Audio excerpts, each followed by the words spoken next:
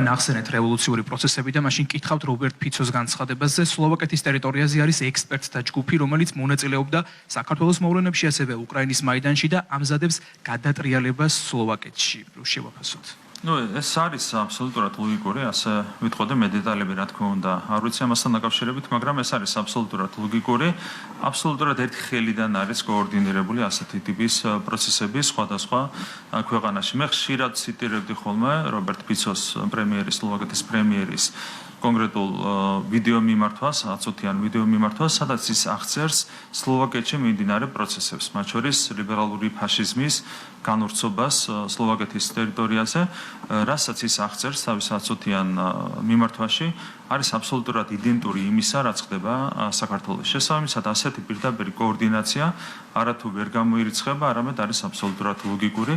შესაბამისად, მე ვერ შევიდანდი, რა თქმა უნდა, სლოვაკეთის პრემიერის ამ განცხადებაში.